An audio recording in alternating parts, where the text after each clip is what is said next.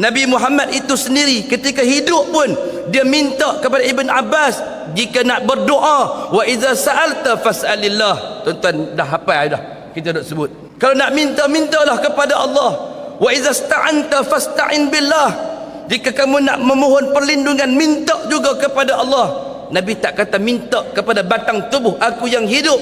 Aku yang akan minta kepada Allah Subhanahu wa taala apa yang kalian hajatkan. Tapi Nabi mengarahkan isyarat akidah yang jelas untuk kita bertawakal kepada Allah Subhanahu wa taala yang Maha hidup dan tidak akan mati.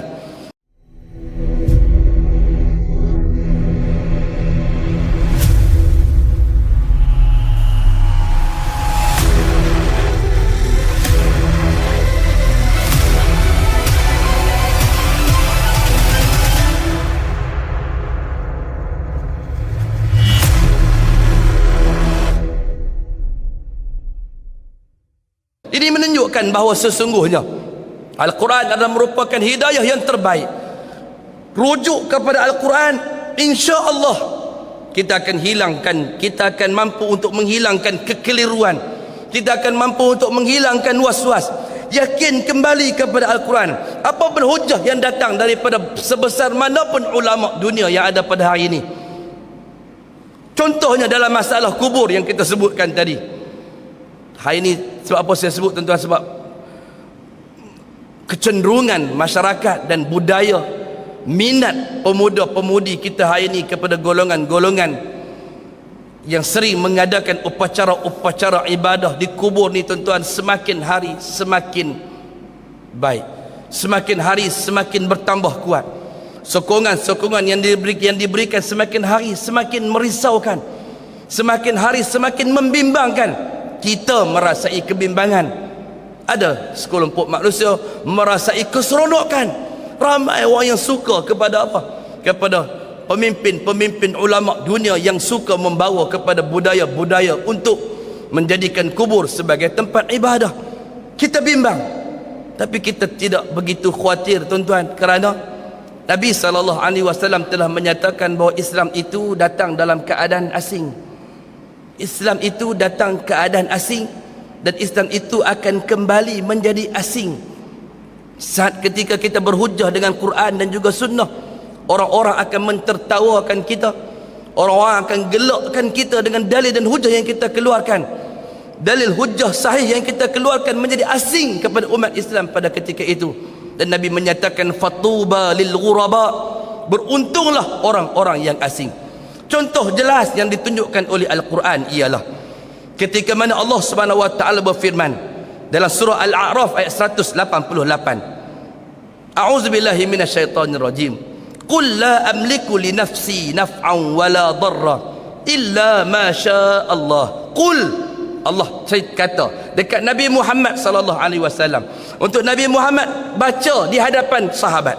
Katakanlah wahai Muhammad, aku, yakni Nabi Muhammad itu tidak berkuasa mendatangkan manfaat bagi diriku dan tidak dapat menolak kemudaratan kecuali dengan izin Allah Azza wa Jal. Al-A'raf 188. Dalam surah Jin ayat 21, Allah menegaskan juga dengan menyebutkan perkataan yang sama. Qul, katakanlah wahai Muhammad, inni la amliku lakum darran wala rasyada. Katakanlah wahai Muhammad, yakni Muhammad kena baca, kena kata kepada umatnya, katakanlah sesungguhnya aku, yakni Nabi Muhammad, tidak berkuasa mendatangkan sebarang mudarat dan juga tidak berkuasa untuk mendatangkan sebarang bentuk kebaikan. Ini selepas kewafatan Nabi Muhammad sallallahu alaihi wasallam. Nabi Muhammad itu sendiri ketika hidup pun dia minta kepada Ibn Abbas, jika nak berdoa, wa iza sa'alta fas'alillah. Tuan-tuan dah hafal dah, kita dah sebut. Kalau nak minta, mintalah kepada Allah. Wa iza sta'anta fasta'in billah. Jika kamu nak memohon perlindungan, minta juga kepada Allah. Nabi tak kata minta kepada batang tubuh aku yang hidup. Aku yang akan minta kepada Allah Subhanahu wa taala apa yang kalian hajatkan.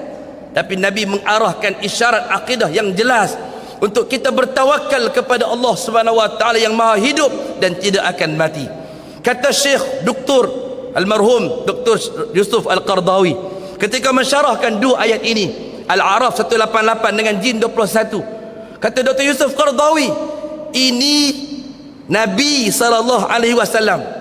Nabi pun tak mampu untuk mendatangkan manfaat, Nabi pun tak mampu untuk mendatangkan mudarat.